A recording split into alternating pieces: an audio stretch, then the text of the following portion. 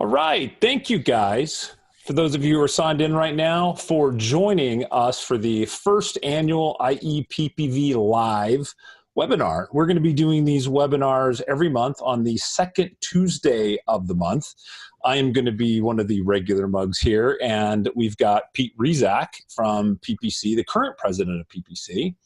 He is also going to be joining us on a regular basis when he's not out traveling the world, and maybe even when he is. So that'll be kind of interesting.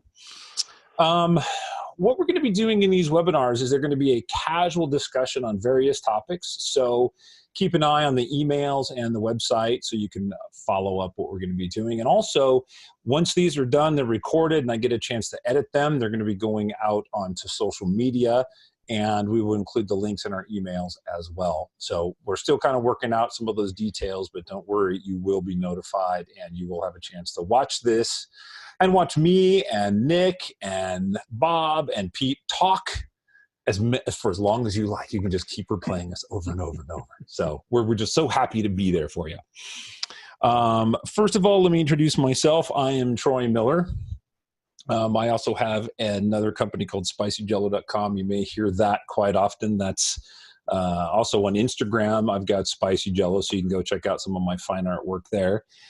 And our other guest, Pete Rezac. Pete, you can be found at PeteRezacPhotography.com or Peter. Oh, no, Pete.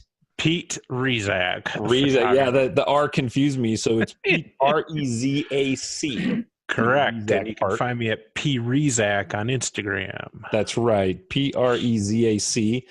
And once I get these videos posted on YouTube, I will put all of this information in the description as well.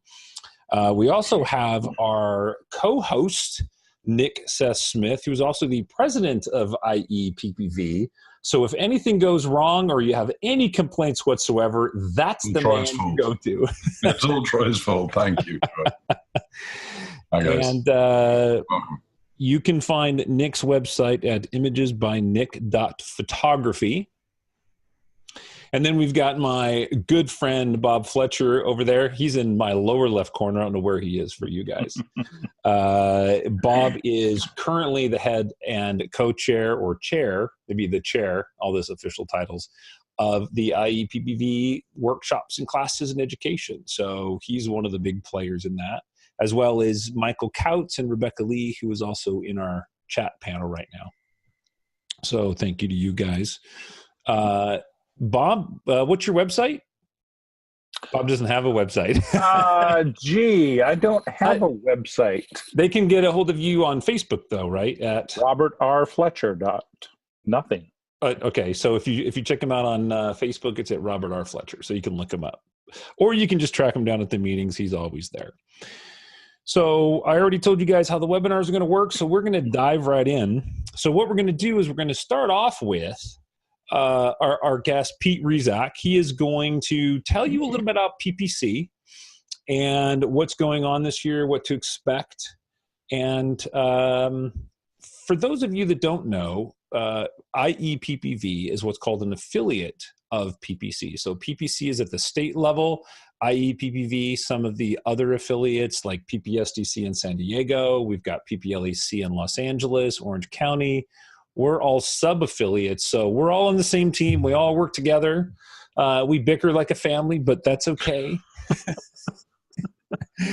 So, Pete, go ahead. Why don't you tell us a little bit about what PPC's got going on this year? Well, hey, Troy, thanks so much for the invitation to be a part of this, and I'm really excited to be participating and looking forward to what we accomplish this year. So, in regards to PPC, we just here a few weeks ago had our first quarter installation meeting and also our awards ceremony, and we had many awards that went out, and congratulations to Nick on earning his California Master of Photography degree, and as well as his PPA Master of Photography degree here in Atlanta last week. So we had all that. We are going to be doing a little bit of a Zoom meeting in April for our next meeting, and that would attribute to some of the suggestions that we got from IEPPV and how great this technology is to use. So we're going to try that. We've been doing some things with the executive leadership team, a meeting with that. In fact, we have a meeting tomorrow. Also, we have a California workshops. They used to be called Fun Days.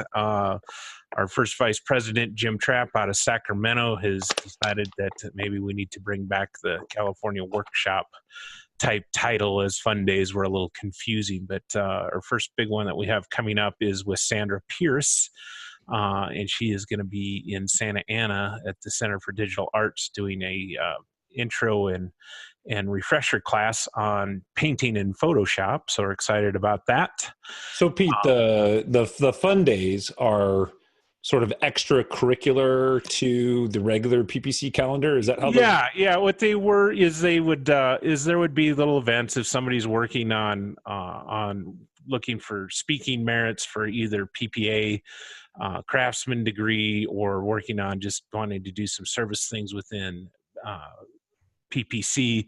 They would apply to put in a little program to teach something like that. And then they had what were known as like super fun days, where they would do trips to Yosemite or some of these other things. So to eliminate some of that confusion, they went back to workshops on that. So got it. So we've got some of the participants asking about when the Sandra Pierce took.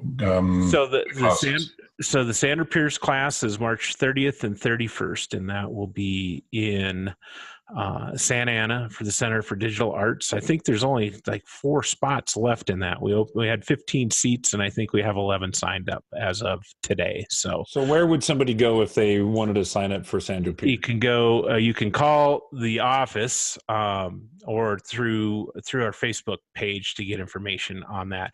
We are currently working on our website, so that's going to be kind of a challenging place to go find that. But look on the PPC Facebook page, and or call the main office, and they'll be able to help you out with that. So those are what we've got going on. Then of course we're going to have our 19. So it'll be 2020 State Image Competition in October. And this is going to be held this year up in Northern California. We've brought on one new affiliate, the Professional Photographers of Santa Clara Valley, and we are having some discussions with another affiliate that is in Northern California that's also a PPA affiliate. Which is worth mentioning when you mentioned about affiliates is you guys are all PPA affiliates as well. So that's all ties into the national type stuff as well. So those are some of the things that we've got going on right now, where you're planning on additional things and working on mentor type programs and all of that as well.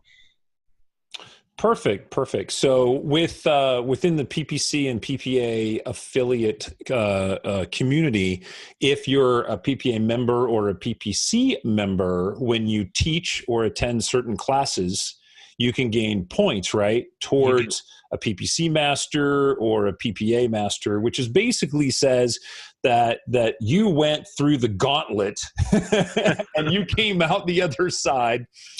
And you earned enough points from competition, or you earned enough points from teaching or volunteering or participating or attending educational events. Actually, all of the above, right? And then you come out and you earn different medallions. And so you have the master's medallion, which has got a gold ribbon for PPA, and you have a photographic craftsman, which is kind of the speaking and teaching, which is a blue ribbon with its medallion. And then when you earn both of them, they give you a combo on that. And in California, they have created the California Master, which is kind of a combination of both. It's actually a little more challenging to earn than the PPA, because you need 15 print merits as opposed to 13, and then additional to some service merits, and then also speaking merits. So we just bestowed 4 of those degrees in January, or here a few weeks ago in San Jose. And again, Nick was one of the candidates that earned one. So yeah, very cool. So we have a question about whether or not you have to be a member of all three or just IEPPV. So in order to get a PPA Masters or get the merits for PPA, you just have to be a member of that affiliate, right? You have to be a member of PPA. So in order to earn it, in order to earn for the PPA merits, you have to belong to PPA as well. But the exhibition merits that you earn for your masters for PPA is through entering the International Photographic Competition, and so right, those exhibition merits come from, and then service merits and speaking merits would come through different affiliated events. But that's been tied, that would be tied back into, either with your affiliate or with the California affiliate to help fill out some paperwork so that would get for the service side, and the speaking side would get credit with PPA. Right. And the good thing, everybody enters competition for a different reason. So, I mean, you may enter competition to get your master's because that's a good marketing tool for your clients to see, which is great. I mean, it's a very valid way to do that. Also, something to think about, when you enter competitions and you teach, that helps you learn. So Absolutely. When you put your images out there and they get shredded, which they often do, and it doesn't matter how good you are or at what level you're at, you're going to get shredded. So you just go in with that mindset, and you can learn from that. You're going to learn to see things in a different way that the judges are going to see. So hopefully the next time you're out shooting and you're looking at a shot and you see a power line, or you see a crooked tree, or you see a piece of trash on the ground, instead of not seeing it or ignoring it, you're going to be like, ooh, if I leave that there, Pete he's going to see that, and he is going to pick on me for that, and I don't want that. That's right. You hear those voices going, maybe I shouldn't. Because you know what?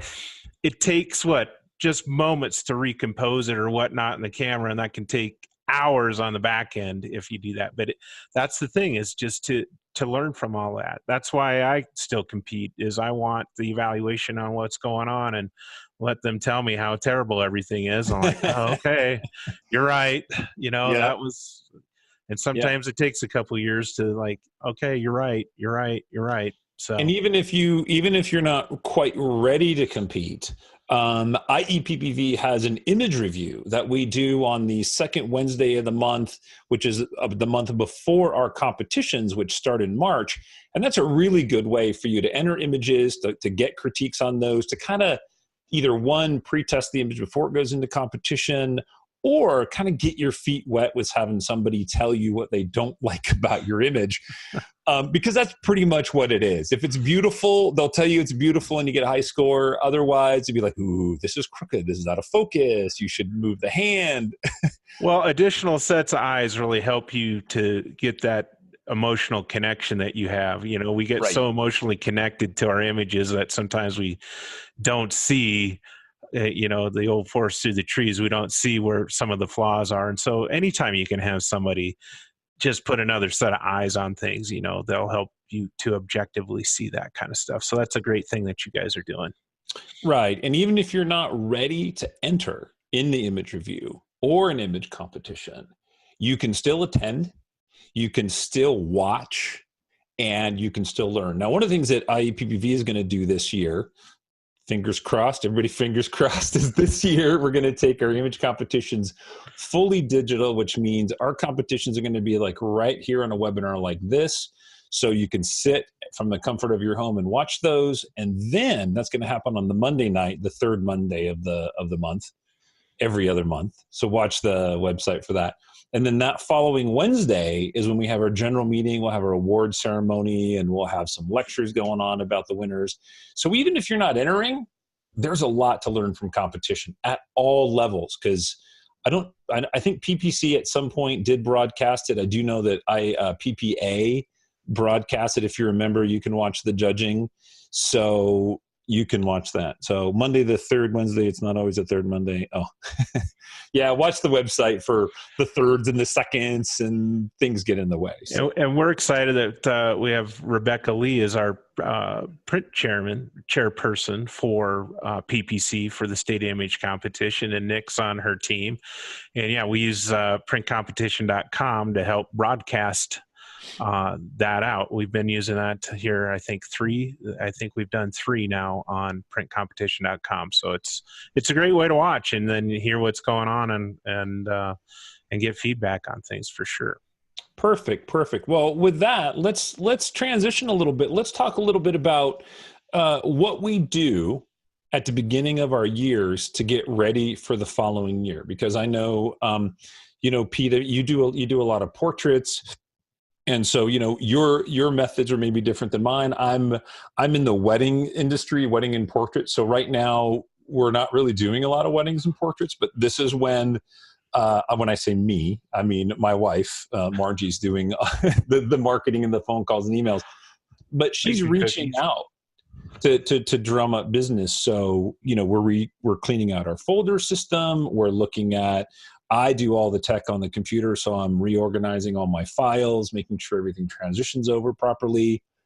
What are some of the things that you're doing in your business to get ready for 2019? So we start with a new external hard disk for the new year, just because they're cheap now. And so every year gets an external drive now. I think we just got an 8 terabyte drive. And so one of the things that then what we'll do is we'll set up a file structure, obviously families, children, events, miscellaneous types of events, teaching, all of that subfolders on those. And then as we start to populate throughout the year, then we'll go, what I use so it'll be 2019, 01 for January. I guess we're almost to 02 now. And then the date and then whoever the person's name is. And I use Lightroom, and I just create a new catalog for every single client that I have, so that if I lose something, I can just move that whole catalog rather than losing the entire catalog of everything that I have. And I know that there's different people do different things on that, but I would rather just lose one client to one than all of, everything that I have in one. Plus, by the time we get to December, things start to bog down and all of that. So those are things that we do. Of course, we want to get all of our copyright information updated, both in cameras and any of the templates that we have when we're bringing in files to do that. So that's good all point. marked. You know what? I didn't do that this year. The camera copyright. Yeah, the camera, right? The camera puts we'll stamp that as well. So those are things that we've got going on. Getting our calendars all set on all of that good stuff. So it's just January's kind of it's a slow month, but there's lots going on because we have different conventions going on, and all of a sudden here we are at the end of it. So. Right. Going on it right away. It's also a good time of the year to update your website, to update your galleries, Yes. Go back and look at some of your favorites from last year, update that website. If you don't have a website, then it's a good time to really start working on one, or tune what you have up. Also, social media, it's a good time to start thinking about like how you want to approach your next year. What's going to be your campaign? What are you going to show more of? Is it more weddings, more portraits? Are you going to show more explosions? I'm thinking more explosions, things like that. So Bob, for you, because I know that you're not shooting, I'm trying to unmute you there. I know that you're not shooting weddings and portraits full time. You're doing a lot of education, doing a lot of planning for IEPPV. What are some of the things that you're seeing that people could be doing, from the classes that are coming to you? What are some of the things you would suggest to them to start thinking about doing at the beginning of the year? I think if they started giving, or maybe even keeping a list of things that they would like to learn, what their goals are for that year, whether it be possibly, say, learning a new genre of photography. Maybe they do landscape and they want to learn how to photograph people, or they want to do weddings, something along that line, and look at the different classes and workshops that are offered throughout the year, and put those dates on their calendar. I think that there are so many levels of knowledge within our group. We have many people that are in the first year or two of their photography, and they need very basic information. We also have a group, maybe 15 or 25, that are a little more advanced in what they know. They've been around a while, and what they're wanting to learn are some of the latest and newest techniques. Maybe they want to learn social media. You know, some of us that are a little bit older, we haven't kept up with some social media stuff.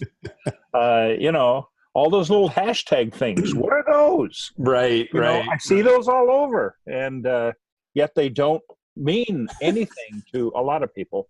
So, you know, if you want to grow your business, those are the kind of things you're going to have to learn. Social media is here to stay. It's not going away. So maybe just do an outline of what you would like to get out of 2019, and then that way it kind of keeps you on task, right? Yes. Got it. I know that when you talked about like different subjects, I know that for me, being a wedding and portrait photographer for so many years, I wasn't good at landscapes. And I'm still not great at them, but we had a mutual friend. We were out shooting together, and he kept harassing me that all my images looked like there were people in them because I was focusing a third of the way in. I'm shooting shallow depth of field. That's not good for landscape. But what I did learn is by learning a different genre, right, about cross-educating yourself, I think I became a better wedding photographer because now I see a grand landscape and I see how to put a person in it. And that's a big deal because initially you're like, well, you know, I photograph landscapes. I don't need people. Yeah, you do, because lighting people is like lighting a tree, you know, or light on a rock. So that's so people need to get out and see some different topics, right? That's what I'm hearing you say. Yes, pretty much. And it also keeps you challenged to learn new things. You know, for me, I love learning new things, and you know, it can keep your mind sharp. It can keep you wanting to understand, say, new equipment. You know, mirrorless is here. Mirrorless is a little bit different than a mirrored camera. And for me, it's been challenging to learn how a mirrorless camera works compared to how my mirrored cameras work, because that's all I've ever used in the past, other than view camera, of course, is mirrored cameras. And they're different. Right. So yeah. Those are some of the things that I think that we need to learn to keep our skill level high. I agree. So Nick, I'm going to unmute you because I know you were muted. I'll go ahead and do that so we don't double do it. So for PPC, what have we got going on for 2019 that you want to share? And what would you encourage people that are listening to this either now or a couple of months from now? What would you say that they need to look at? Because we got a lot going on. I'm sorry, at IEPPV and PPC as well. But we got a lot going on at IEPPV. What would you say going into 2019 that people that are members and potential members could look at and say, hey, pay attention to this right here?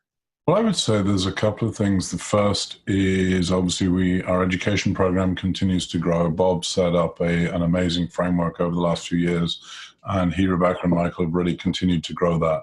Obviously, we've got the Archers and Canyonland workshop coming up in a month or so's time, and that'll be a big event. But we've got a lot of things and a very varied set of options going there. We've then got the separate track of the webinars, and we're really growing and developing this whole online track to be able to increase the reach, be able to allow people to see more stuff without constantly having to travel to far and distant lands.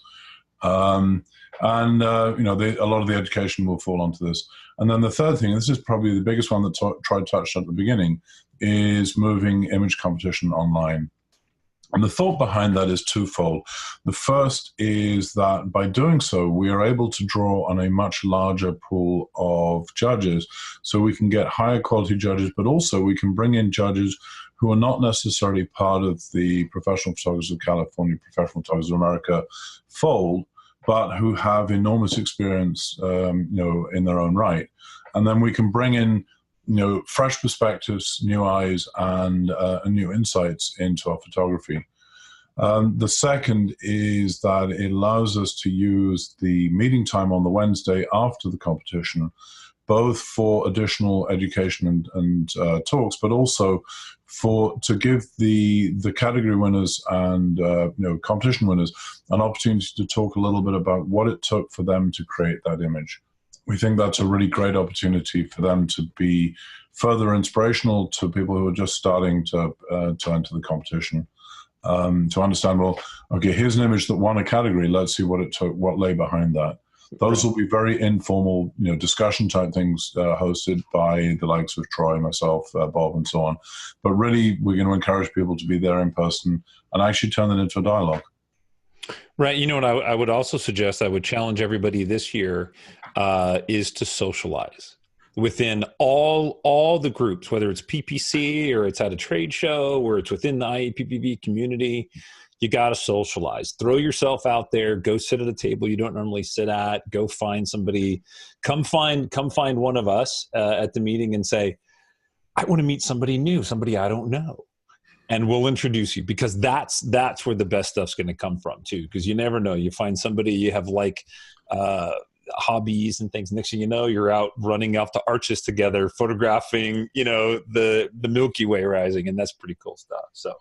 No, Troy, I completely agree with that. And that's one of the big strengths to a group like IEPPV is that we've got a very diverse range of people with a common interest. We all have a passion for photography.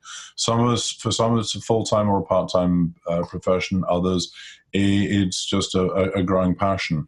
But it's a support group that can be both a social group, an education group, a set of characters to go, crown shoulders, ask questions, and go travel to far and distant lands and shoot strange things, or just go down the street and do some street photography.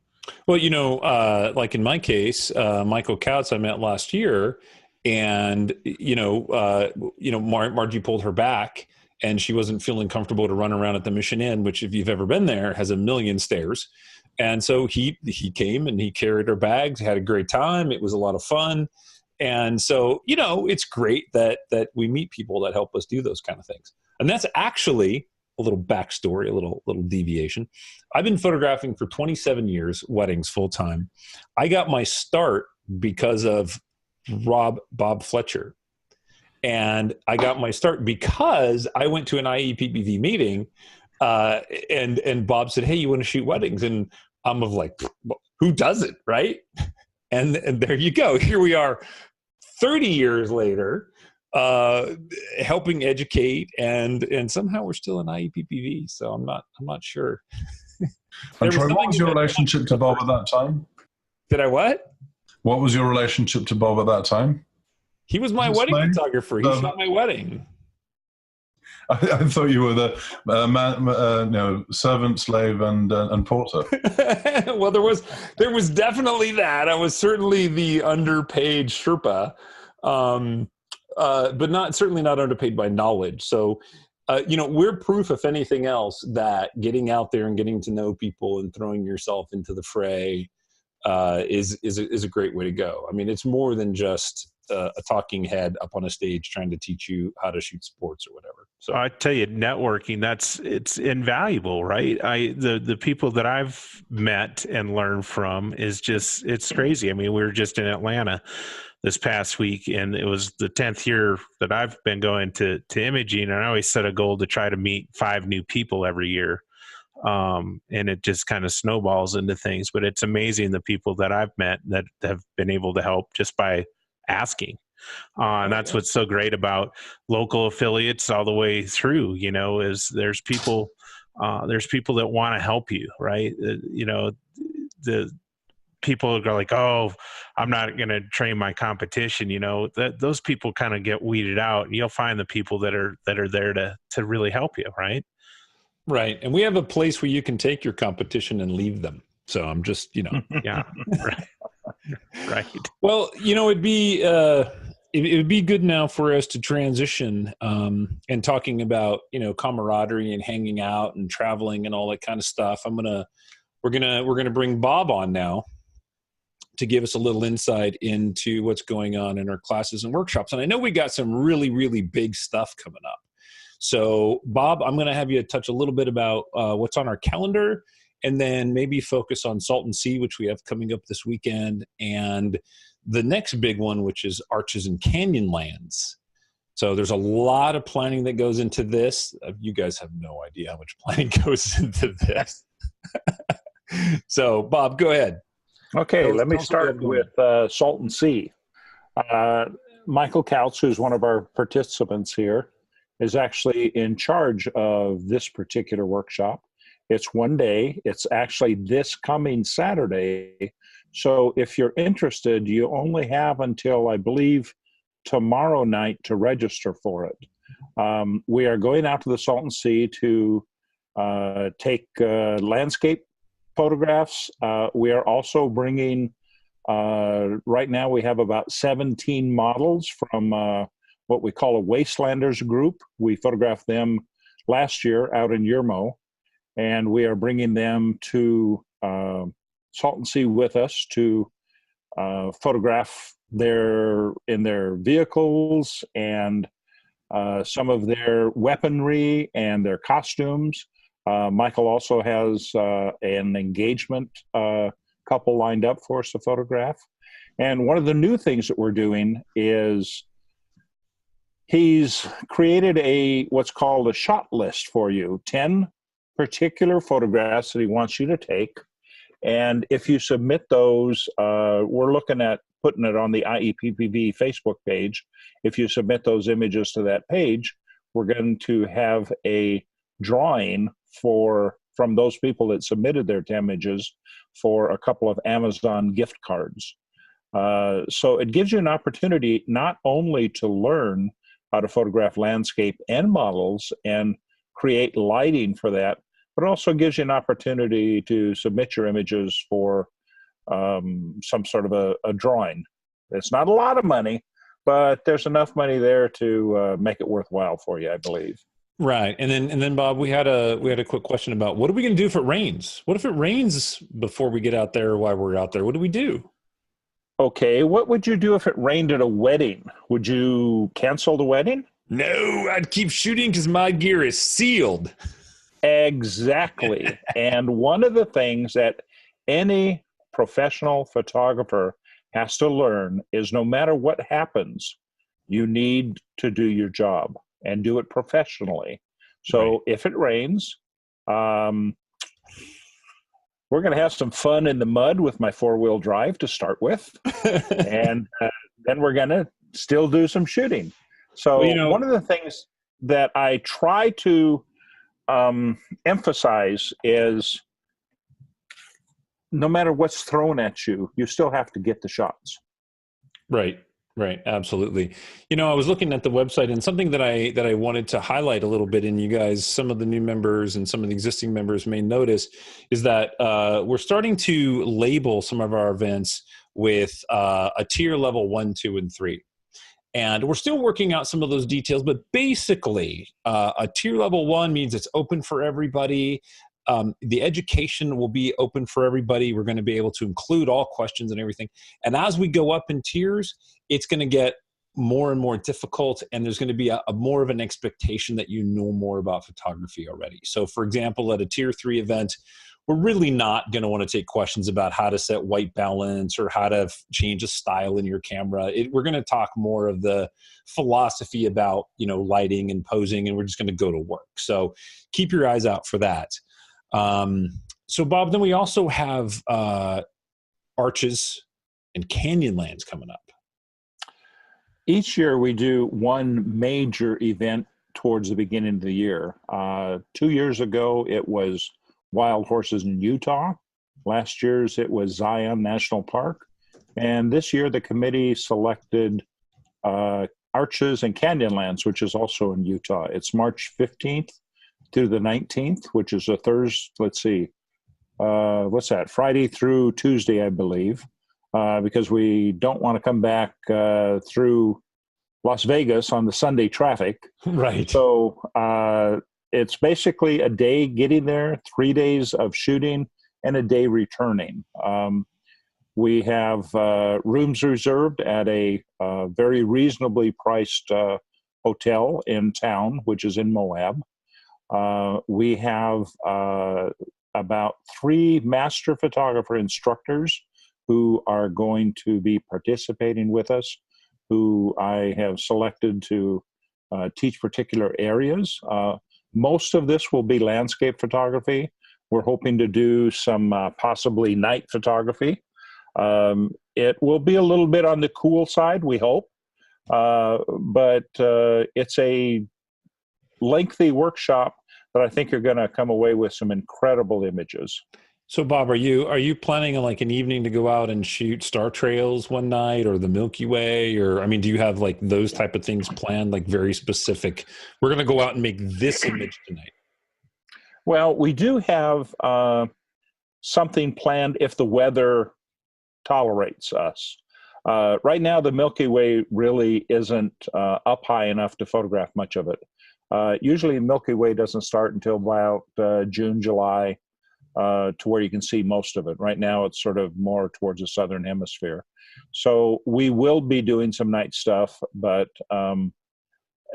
after from sunrise to sunset, I have found in the past that most of our people might do that for one night, but the rest of the nights they want to go to dinner and go to bed because we're going to be starting at 4 the next morning. Right. And it looks like you have a full moon on the 20th, so you're going to have some bright moon on the 18th and 19th, which would be pretty cool. Yes, it is. And there are a lot of areas that we can actually go into and photograph, use that moonlight for our sort of like a fill light. And that's some of the things that we're going to be teaching. Actually, Nick is going to be one of the instructors. Kip Cothran will be one of the instructors. And so, we're going to have people there that are very knowledgeable about this type of photography. Oh, very good. Very cool. So, Nick, you're going to be out at the Arches and Canyonlands, I take it? Yes, I will. Yeah. And is Nick going to be one of the instructors, or is he going to be an overseer as an IEPPV president? He's probably going to be a little of both. Okay. Now, one point that Rebecca raised, we were for people that do want to shoot the Milky Way, there's going to be an opportunity to do that on June 1st and 2nd out at Anza Borrego. So Bob's right, the Milky Way is really too low in March, but there'll still be a lot of cool stuff to shoot. But mostly it's going to be focused. They're long days. Bob runs an amazing workshop, and it'll definitely be hard work. But it's a lot of fun and a lot of camaraderie.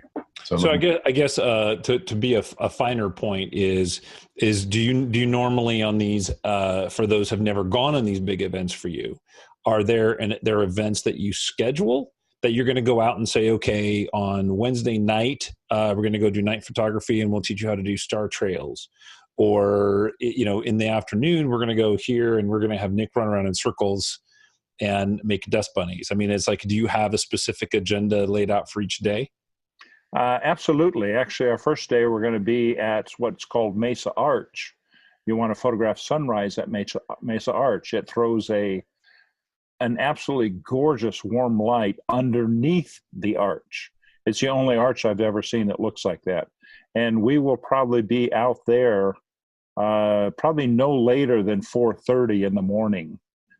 Because sometimes a lot of people tend to gather there, so we want to get there early to get our spot. So, yes, every day has an itinerary, but it can vary depending on weather, road conditions, things like that. So we will have something scheduled for every day. Cool. Well, that was kind of a loaded question because I know that you provide more information than most people probably read through when it comes to these events. So, but it's nice to know for those who haven't been out on one of your events before or spent some time with you to know that it's heavily organized and there's a lot of camaraderie time. There's a lot of hangout time. If you go to our Facebook page, that is a great place for you members to talk amongst yourselves, to carpool, to figure out techniques. And it's only for members. It's only for IEPPV members. So you're pretty much safe to say, like, it isn't open for the general public. So that's a great place for you guys to get together and figure out who's going to drive for 8 hours. That's always good, right? So, Troy, one of the other things to mention logistically is that we take radios with us, so that if you do decide to go away from the group and go and do something on your own, you can stay in touch with us and then coordinate at the next sort of planned event. And we really try and make sure that everybody is chaperoned around through the area. But then, if someone wants to step away and do something on their own, that's also we're all grown-ups here as well. Perfect. I don't see any questions coming in from anybody in our audience of 16 attendees, unless you guys want to start throwing some stuff out there in the Q&A panel. To my fault, I did not explain how this interface works. So for those of you who will be coming back and joining us monthly, at the bottom of your viewing screen, you should have a set of icons, or it could be at the top if you're on a phone. But you will have polling if we have any polls. But most importantly is you will have the participants. That's everybody who signed in, and you can chat in there directly or group. Be aware, I do have a recording of all the chats that go on in there. So, if you're going to talk bad about me, I'm going to see it. The Q&A tab, the nice thing about that is that you ask a question, and then we answer it, and it moves into the answered column. It's not a place to chat. It's just simply a place for you to ask questions to make sure we get answered. And it's a good place if you come in later, whatever, you can see what somebody else has maybe asked and already answered. And I think that's it. This will be recorded. I'll be putting it out on social media soon. Oh, Michael Kautz is raising his hand. He's playing with buttons. That's what he's doing.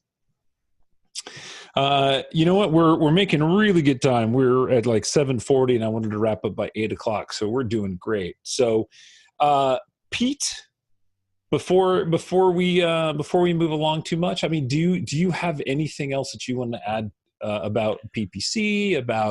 Are you going to come out and see us at Arches and Canyonlands, or are you going to?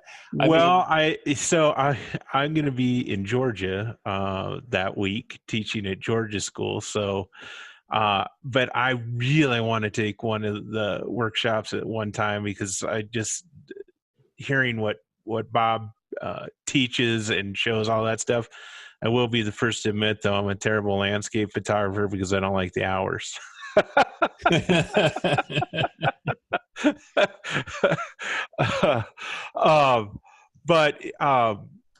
One other thing here, I was looking here, I see the attendees, and I see John Powers is in there too, and I just wanted to congratulate John on earning his PPA Masters as well this last week in Atlanta as well.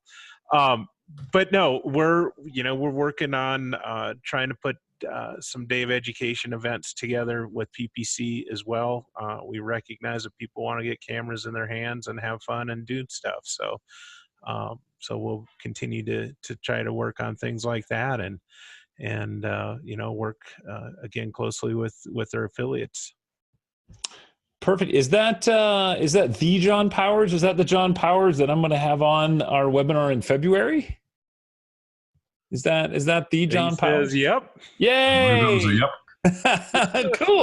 Cool. See, now you know how it works. Yeah. Very cool. Yeah, it's cool to see all the people that are in attendance here. This is a really cool idea here. So it works really well. And the nice thing is that some of the future webinars are going to be longer. I mean, we're going to do software classes. We're going to be doing portfolio demonstrations. We're going to be doing just banter. We're going to get up here and we're going to talk about a subject that just frustrates the heck out of us, and we're going to work it out, those kind of things.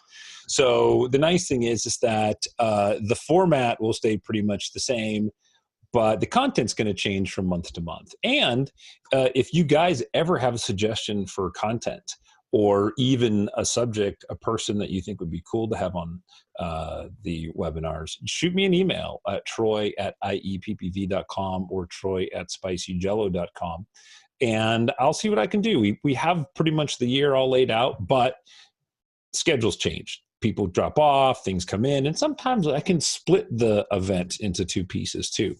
So that's always good.